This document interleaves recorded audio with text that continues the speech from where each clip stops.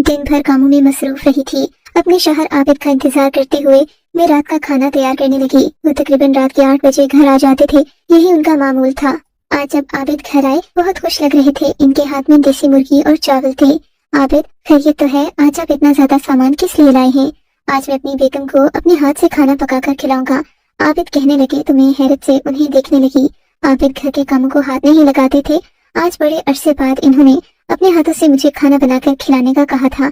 इससे ज्यादा खुशकिस्मती की बात क्या हो सकती थी। आबिद के हाथ में बहुत जायका था। वो दिन मैंने किचन उनके हवाले कर दिया, खुद बच्चों में मसरूफ हो गई। आबिद की बात अच्छी थी कि वो कभी बच्चों को संभाल ले तो कभी घर के कामों में मेरी मदद कर दिया करते, लेकिन आज तो आबिद बहुत जल्दी में लग रहे थे। इसके बावजूद भी इन्होंने मुझे खाना बनाने के लिए कहा था। मुझे हैरत भी हुई और खुशी भी कि मेरा शौहर मेरी मदद करना चाहता है। मैं बार बार किचन में आती तो देखती आबिद फोन पर किसी से बात कर रहे होते। आबिद अमूमन ऐसा ही किया करते थे, लेकिन आज उनका रवैया बहुत मुख्तलिफ लग रहा था। ऐसा लगता था जैसे वो किसी से कोई खास बात कर रही हूँ। मेरे किचन में जाने पर वो वापस काम में लग जाते। खैर मैंने इस बात पर ज्यादा ध्यान नहीं दिया क्योंकि वो खाना भी बना रहे थे। 1-1.5 घंटे बाद आबिद ने चिकन पुलाव तैयार कर लिया था। हम सब ने मिलकर खाना खाया, लेकिन मेरा 7 साला बेटा आशिर थोड़ा बीमार था। उसे मैं पुलाव वगैरह नहीं दे सकती थी। दिन को उसके लिए खिचड़ी बनाकर रखी थी, उसे वही खिला दी। थोड़ी देर में मुझे नींद आ गई। मैं और बच्चे ड्राइंग रूम में ही सो गए। पता नहीं कब मेरी आंख खुली। जब सुबह में जागी तो 8 बज रहे थे। मुझे हैरत भी हुई और एक अनजाने नुकसान का एहसास भी हुआ। मैं आज से पहले कभी सुबह के 8 बजे नहीं उठी थी। मेरा मामूल था कि मैं सुबह 4 बजे जाग जाती। मुझे सुबह आंख खुलते ही अपने बेटे का ख्याल आया। आशिर रात को बीमार था, मैंने उसे दवा भी देनी थी, वरना उसे रात भर खांसी रहती। मैं उठते ही उसके पास अंदर कमरे में गई। देखा तो वो बुखार में तप रहा था। आशिर बेटे, आपकी तबीयत कैसी है? मेरे ये कहने की देर थी कि आशिर मेरे गले लगकर फूट फूट कर रोने लगा।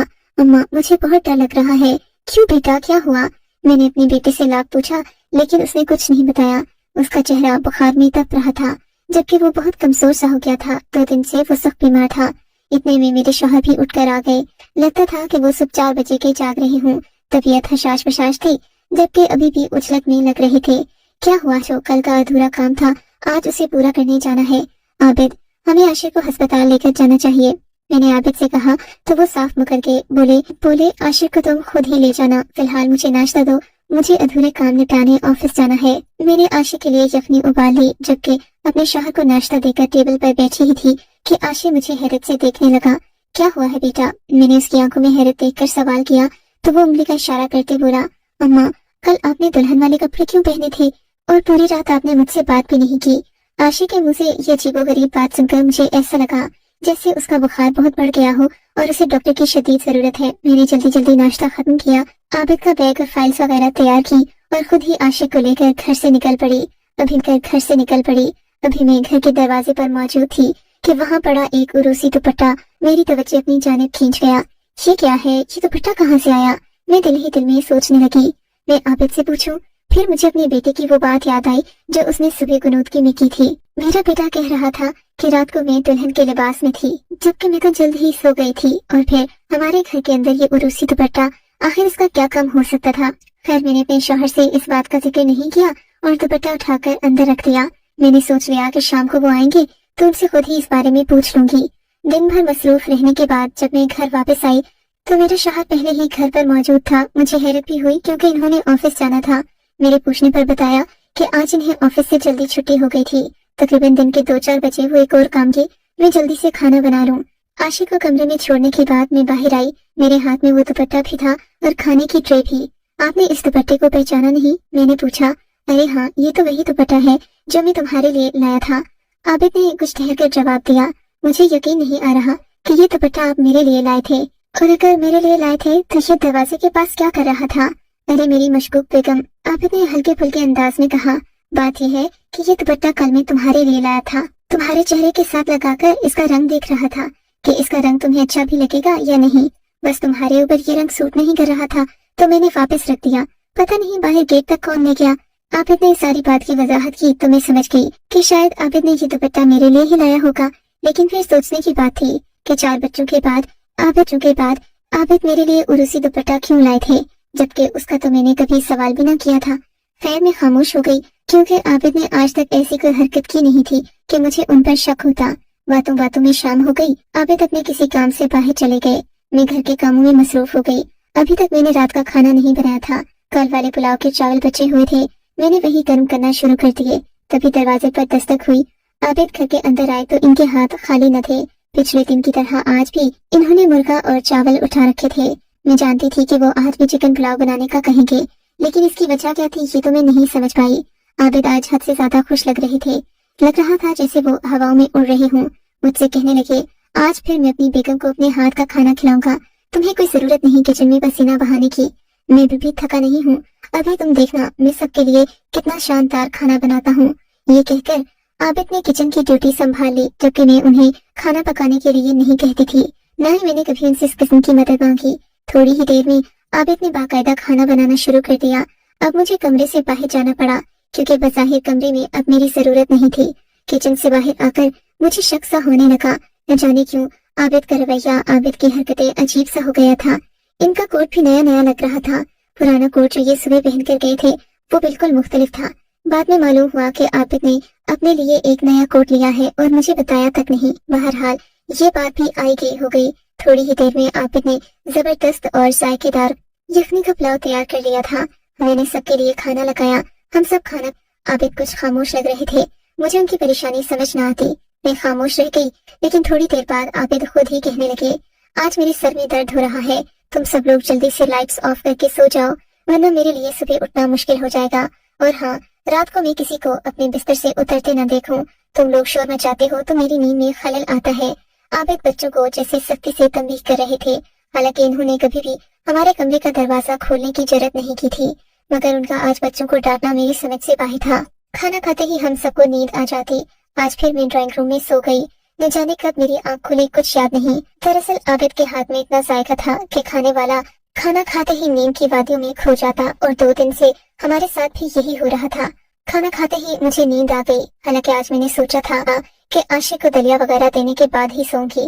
वो भूखे से खाना खाता था, उसे एक साथ जबरदस्ती खिला पिला नहीं सकती थी। मुझे सारी रात जागना पड़ता। लेकिन आज फिर मैं लापरवाही में सो गई। सुबह आंख खुली तो तकरीबन 9-10 बज रहे थे। मुझे हैरत हुई कि मैं इतनी देर कैसे सो सकती हूँ। अपने बेटे आशिक के पास पहुंची तो उसने मुझे अलग ही किस्सा सुनाया। अम्मा, आज से मैं आपके साथ सोऊंगा, क्योंकि आपके जाते ही अब्बा मुझसे बात तक नहीं करते। आधी रात को एक औरत आती है जिसने दुल्हन का लिबास पहना होता है। पहले दिन तो आपने भी यही किया था, लेकिन अब रोज एक नई बाजी आती है, उसने दुल्हन का लिबास पहना होता है और वो अब्बा से बातें करती है। मैं ये बात सुनकर हैरान रह गई थी। मेरे बेटे ने दूसरी बार ये बात की थी। अब ये वहम तो हो नहीं सकता था कि मैं अपने बेटे की बात इतनी आसानी से टाल देती। मगर मैं जानती थी कि मेरा बेटा सच कह रहा है। उसने कुछ देखा है, तभी उसके मुंह से ये बातें निकली हैं, वरना वो अपने दिमाग से एक ही बात 2 बार क्यों करता। अब मुझे अपने शौहर पर शक होने लगा था। उनका हद से ज्यादा अच्छा रवैया और रात का खाना बनाना मेरी नजर में उन्हें बहुत मशकूक बना रहा था। मैंने अपने शौहर से और कोई बात नहीं की, क्योंकि आज भी मुझे अपने बेटे को अस्पताल लेकर जाना था। रात भर वो खांसता रहा था। अब उसकी हिम्मत जवाब दे गई थी। डॉक्टर ने मुझे 3 दिन तक मुसलसल आशिक को चेक करवाने का बोला था। शौहर के घर से जाते ही मैंने आशिक को लिया और करीब ही वाकई टैक्सी स्टैंड से गाड़ी लेकर अस्पताल पहुंची। अस्पताल पहुंचकर बेटे का चेकअप करवाया तो मेरे जहन में एक ख्याल आया, क्यों ना मैं आज अस्पताल से ही कोई खाने की चीज ले जाऊं। घर में आबिद का बना हुआ खाना भी नहीं खाना पड़ेगा। पढ़ने के बाद मुझे ज्यादा नींद भी नहीं आएगी। यूं मैं आबिद के राज तक पहुंच पाऊंगी। ये ख्याल जहन में आते ही मैंने अस्पताल की कैंटीन से कुछ बिस्किट और बाकी चीजें ली, जिन्हें मैंने अपने बैग में रख दिया। मेरा बेटा तो वैसे ही दलिया खाता था, उसे रात भर अजीबोगरीब ख्यालात आते, लेकिन मैं अब समझ गई थी कि ये ख्यालात बिला वजह नहीं आते। मैंने अपने बेटे की बात को संजीदगी से लिया था। आज रात मैंने पूरी रात जागने का प्रोग्राम बना लिया था। आशिक को अस्पताल से लाने के बाद मैंने अपना बैग अलमारी में रख दिया और रात का खाना बनाने लगी। आज मैं अपने शौहर को मौका नहीं देना चाहती थी कि वो हमें अपने हाथों से खाना बनाकर खिलाएं, जिसे खाते ही हम सारी रात के लिए बेहोश हो जाते थे। लेकिन आज एक अजीब बात हुई। आबिद ने घर आते ही कहना शुरू कर दिया कि वो हम सबको खाने के लिए बाहर ले जाएंगे। अब मुझे अजीब ही लग रहा था हमारे पास इतने रुपए कब से आ गए कि हम बाहर खाने के लिए जाएं। लेकिन आबिद के कहने पर मैंने बच्चों को भी तैयार किया और हम लोग खाना खाने शाम के वक्त बाहर चले गए। आबिद ने मुझे शॉपिंग भी करवाई। मेरे लिए इन्होंने 3 कपड़ों के महंगे महंगे जोड़े लिए, जिन्हें देखकर मेरी हैरत की इंतहा न रही। आबिद तो कभी ऐसे नहीं थे, फिर उनके पास इतने रुपए भी ना होते कि वो मेरे लिए दिल खोलकर शॉपिंग कर सके, मगर आज तो इन्होंने सखावत की हद ही कर दी थी। मेरे लिए 3 जोड़े एक साथ खरीदे, वो भी अच्छी कीमत में। बहरहाल मैं अपने शौहर की शुक्रगुजार थी जिन्होंने मेरी ख्वाहिशात का एहतराम किया, लेकिन अभी भी आबिद में न जाने एक मशकूक सी बात थी। वो मुझसे नजर न मिलाते, जब बात करते तो नजरें झुका लेते। उनकी ये बातें मुझे बेचैन कर रही थी, मगर मैं खामोश रही। मैं जायजा ले रही थी। घर आकर आबिद ने मुझसे कोई बात नहीं की। मैंने बाहर ले जाने के लिए उनका शुक्रिया अदा किया और सोने का नाटक करके लेट गई। मैं जानती थी कि मेरा शौहर मेरे सोने के बाद हमारे घर में किसी औरत को लेकर आता है जिसने उर्सी जोड़ा पहना होता है, वरना मेरा बेटा एक ही बात 2 बार न करता। खैर काफी देर गुजर गई थी। मैं अपनी तरफ से सोती बन गई, जबकि थोड़ी ही देर में आबिद के खराटों की आवाजें आने लगी। मुझे तो हैरत हुई कि आबिद ने खराटे लेना शुरू कर दिए, जबकि बकौल मेरे शक के आबिद रात को मेरे बाद उठते थे और अपनी किसी सरगर्मी में मसरूफ रह जाते, जिसके बाद इन्हें किसी बात की खबर, किसी बात का होश न रहता। लेकिन ये क्या, आबिद तो पुरसुकून होकर सो रहे थे जैसे उन्हें किसी चीज की परवाह ही न हो। मजबूरन मुझे भी नींद आ गई तो सोना पड़ा। लेकिन आज मेरी बेटी ने भी वो शुरू अमूमन किया करता था। मैंने उससे पूछा भी कि आज तुमने कोई दुल्हन तो नहीं देखी। उसने नफी में सर हिला दिया। इसका मतलब कि मेरा शौहर मुझसे होशियार हो गया था। कल रात को जानबूझकर उसने कोई बात नहीं की ताकि कहीं मेरे आगे जवाब दे न होना पड़े। लेकिन मैं भी अपनी धुन की पक्की थी। मैंने ठान लिया कि अपने शौहर का राज तक जानकर रहूंगी, चाहे जो भी हो जाए। अगले दिन मेरे बेटे की तबीयत सही थी। मैंने बाहर से खाना मंगवाया। दिन को हम सब ने पेट भर कर खा लिया और मैंने नींद भी पूरी कर ली। अब मैं पूरी रात जागने के लिए तैयार थी। मैं अपने शौहर का राज मालूम करना चाहती थी। आबिद आए तो उन्हें भी अच्छा खासा खाना बनाकर दिया। वो भी खुश हो गए और मैं भी अपने मंसूबे पर मुतमईन हो गई। रात के वक्त मैंने चाय के 2 कप पिए। मैं सोना नहीं चाहती थी, अपने शौहर को पकड़ना चाहती थी, और वो भी रंगे हाथों। आज आबिद भी कुछ व्यक्ति थे। लगता था इन्हें अपना कोई अधूरा काम मुकम्मल करना है, लेकिन वो किन राहों पर चल पड़े थे इसका अंदाजा तो मुझे भी नहीं था। रात के तकरीबन 2 बजे जब जागते हुए मुझे चौथा घंटा गुजर चुका था और अब नींद आंखों पर गालिब आने लगी थी। आबिद धीरे से कमरे से उठे और बाहर जाने लगे। मेरा दिल जोर से धड़का। मैंने नंगे पांव उनका पीछा करना शुरू किया। वो दरवाजे से निकलकर बाहर गए और फिर देखते भालते दरवाजे के करीब जाकर खड़े हो गए। मरकजी दरवाजा इन्होंने आहिस्ता से खोला और दरवाजा खुलते ही घर के सहन में एक औरत दाखिल हुई जिसने उर्सी जोड़ा पहन रखा था। लड़की बहुत मासूम थी, उसकी उम्र भी कम मालूम होती थी, जबकि चेहरे पर परेशानी के आसार थे। ये देखकर मैं तो आग बगोला हो गई। करीब था कि मैं अपने शौहर को जान से ही मार देती जब दरवाजा खुला और एक नौजवान भी घर के अंदर दाखिल हुआ। मेरा गुस्सा दूर हो चुका था। मेरा शौहर उस लड़के और लड़की को लेकर मेरे बेटे के कमरे के पास से गुजरते हुए दूसरी तरफ खाली बैठक में गए, जहाँ पर हमने मेहमानों के लिए जगह बना रखी थी। आबिद ने इन लोगों को कमरे तक पहुँचाया और फिर खुद वापस अपने कमरे की तरफ जाने लगे। मैं जो उनकी हकीकत जान चुकी थी, उनसे फौरन सवाल कर बैठी, ये क्या है आबिद? आपने इस घर को क्या गुनाह का अड्डा समझ रखा है? ये आप क्या कर रहे हैं? ये लड़का और लड़की कौन है और ये सिलसिला कब से चल रहा है?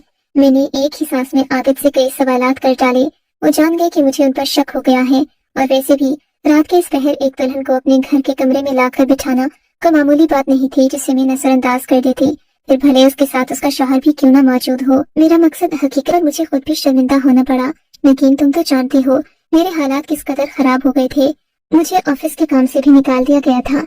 ये जो थोड़ी देर के लिए मैं ऑफिस जाता हूँ, मेरा मकसद काम करना नहीं, बल्कि तुम्हें ये दिखाना होता है कि मैं वाकई काम में मसरूफ हूँ। हालांकि अब मेरे पास कोई काम नहीं है। मुझे माफ कर दो, लेकिन मैंने गुनाह का कोई काम नहीं किया जिस पर मुझे शर्मिंदगी हो। तुम्हें तुम्हारे शौहर पर अफसोस नहीं बल्कि फख्र होना चाहिए। तुम्हारा शौहर तुम्हारे लिए एक हलाल रोजी का सबब बना रहा है और तुम उस पर शक कर रही हो। आप कैसे हलाल रोजी का सबब बना रहे हैं? इन लड़के लड़कियों को आप घर लाकर क्या साबित करना चाहते हैं कि आप मेरे लिए रोजी कमा रहे हैं? क्या ये लोग आपको पैसे देते हैं? और अगर देते हैं तो किस बात के? मैंने गुस्से से पूछा। जैसा तुम समझ रही हो वैसा कुछ भी नहीं है। ये लड़का और लड़की मियाँ बीवी है। ये लड़का और लड़की मियाँ बीवी है, और ऐसे कई लोगों को मैं यहाँ लाता हूँ जिनके घर वाले उनकी शादी नहीं करते। उनकी शादी जाकर अदालत में अपनी जिम्मेदारी के तहत करवाता हूँ। उन्हें निकाह के बंधन में बांधकर गुनाह से बचाता हूँ, और फिर उन्हें कभी कभार रहने के लिए अपने घर का ये कमरा भी दे देता हूँ, जिसे तुम ये समझती हो कि ये कोई गुनाह की जगह बन गया है। खुदा न करे कि ऐसा हो। मैं जो कर रहा हूँ मैं जानता हूँ। ये लोग मुझे एक दिन का 5,000 रुपए भी दे देते हैं, क्योंकि इनके लिए होटल में रहना एक गैर महफूज सा काम है, क्योंकि अदालत में सब लोग मुझे इसी तरह से जानते हैं कि मैं नए शादीशुदा जोड़ों को कमरे के साथ साथ बाकी सहूलियात भी मुहैया करता हूँ। इसीलिए नवब्याहता जोड़े अब मेरा रुख खुद ब खुद करते हैं। अल्लाह ने मेरी रोजी लगाई है, इसमें तुम्हें परेशान नहीं होना चाहिए। मैं कोई गलत काम नहीं कर रहा। की बात सुनकर मैं मुतमईन हो गई। बिलाशुबा आजकल बेरोजगारी बढ़ गई है और मेरे शौहर ने जो भी किया उन्होंने सवाब और गुनाह को मद्देनजर रखकर किया। इसके बारे में आपकी क्या राय है? क्या मुझे अपने शौहर को माफ कर देना चाहिए, उनका साथ देना चाहिए, या हमें ये काम छोड़ देना चाहिए?